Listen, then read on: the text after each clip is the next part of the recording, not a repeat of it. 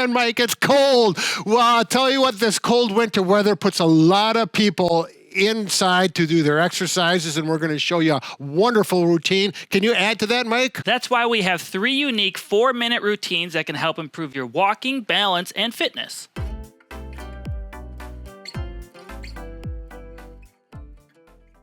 I'm Brad. I'm Mike, and behind the scenes we have Bob, and together we are the most famous physical therapy team on the internet. In our opinion, of course. And if you're new to the channel, like this video, make sure to subscribe. Anyway, what are we talking about, Brad? Well, we've got to get right down to it. We are going to show actually 3 different levels for all people with some simple exercises that you can do to keep your heart rate up, stay fit, and actually burn some calories inside. Yeah, so it's actually going to improve your heart and blood flow through the body. We're going to improve strength in the legs, and levels 2 and 3 we're going to go through will actually work on your balance a bit. There you go. It's a win-win situation for all aspects of life. So when starting this routine, you can do it every other day each week. So example, Monday, Wednesday, Friday, and eventually over time, as you get used to it and not so sore, if you're new to working out, you can progress to doing it more frequently. Don't scare them off, Mike. They're not going to get that sore. We're going to work them through to enjoy this. Be careful. You won't get that sore. That's right. You always need to be careful. All right, so here's how we're going to work this to cover all levels. Mike is going to demonstrate level 1 at 3 different exercises, and I'll demonstrate level 2, and then if we're the advanced people, level 3. So you can just skip to what level you think you may do, and it won't take long. Just sit in and enjoy watching Mike exercise. Are you ready for the first one? It's going to be all in the seated position. So if you're using a walker or a cane, or you're not stable on your feet, this would be a great place to start. Okay, now Mike, tell us about what you got on your legs. So for beginners, you don't have to use any resistance, but if that is easy, what you're going to do is if you have some cuff weights, that is an option. If you have some type of TheraBand or loop band, you can use those as well. So they don't have to use any weight though, right? They don't have, that's what I said first. Oh, you weren't listening. I wasn't paying attention. So the first one, we're just doing some kick outs. You can do up to 10 reps per side. Try to go nice and controlled. If you don't have weights, you can actually hold it up a little higher like Brad is doing right now for a prolonged period of time. The band is okay, but it does kind of creep up your ankle a little bit as you go on. After you do 10 of those, if that's easy, you can work up to 15 per side. Then we're going to do some marching. For the band, I like to put this more above my knee, and then you march up and you get some resistance this way. If you don't have weight, again, just hold it for 3 seconds or so before you go down. Again, 10 to 15 per side. Now, I do want to mention, if you are having problems doing that, some people will, it's okay to take your hands and assist with the marching part. Do it per your level. This is meant for everyone. Now, the next one to do in a chair is sit the stands. If you are weaker and cannot get up without using your arms, certainly use your arms. You're going to go up, nose over, toes, feet back, legs apart like this, not close together, and then push up, and then try to sit down slowly and use your hands as needed again. Shoot for 5 repetitions up to 10. If you're having trouble from a lower surface, you could try going to something taller like this. Well, you probably don't have a mat table. Something taller at your house. Or just put a pillow on the chair or a cushion and they'll raise you up an inch. It makes a big difference, so that is functional. Let's go on to level 2. All right. Okay, level 2. This is specifically for people who are comfortable up and walking without an assistive device. We're going to work hips and legs, and we're going to work side to side. It's a very critical way to strengthen your body so you stay able to walk and be stable on your feet. You can just go without anything or right to left.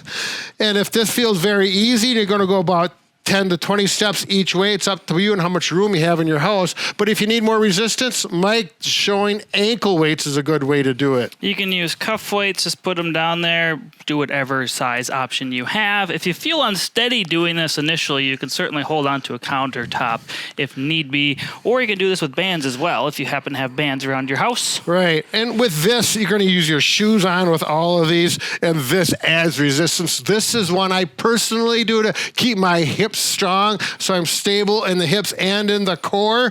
Works very well if you have these.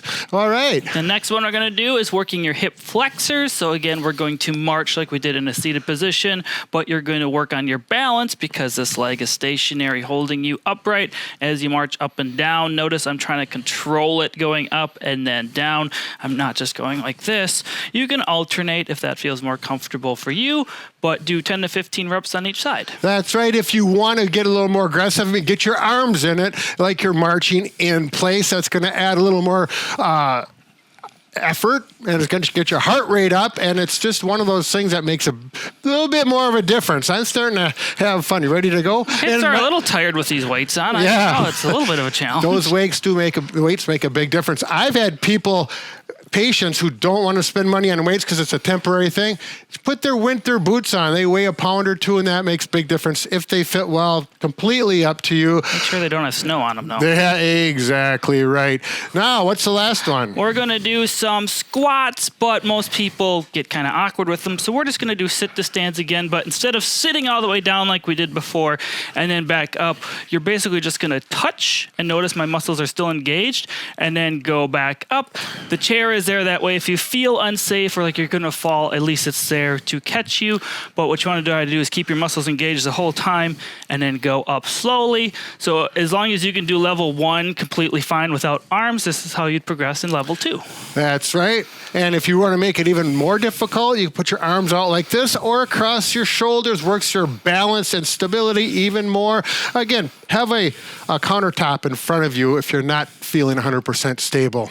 Okay, now third in advanced mode, what we're going to do is start out with the squats just like we just demonstrated. So again, you'll probably be at this level or this level. Do 10 to 15 of those. It's up to you and what your discretion is. Be safe, don't overdo it. And then we're actually going to add some movement and some resistance with a standing exercise. You will need a loop band like this, or you can use a simply resistance band. Regular resistance band. What you're going to do is actually clip it together like this.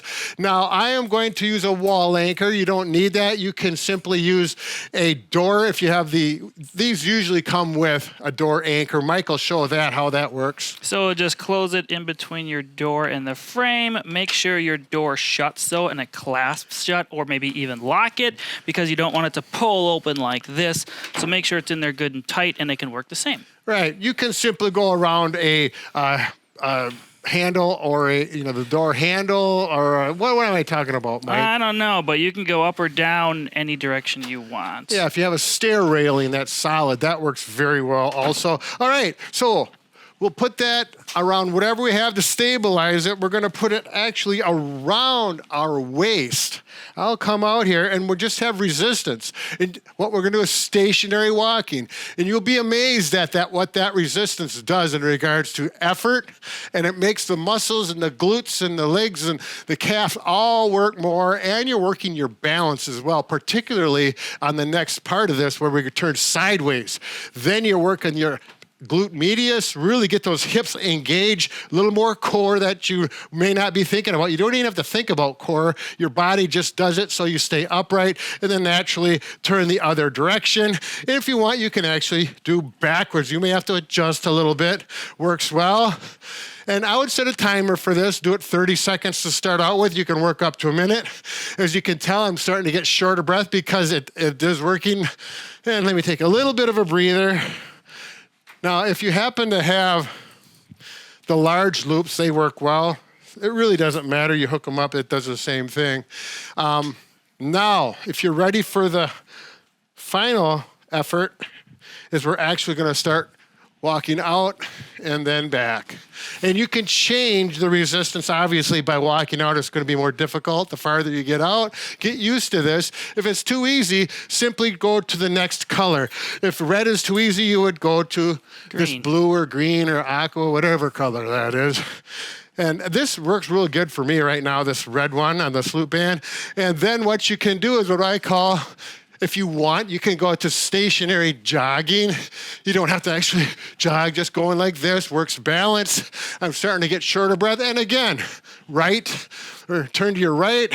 So we get the lateral muscles working. Go this way, there. And then add that, if you want to do sidestepping, work here.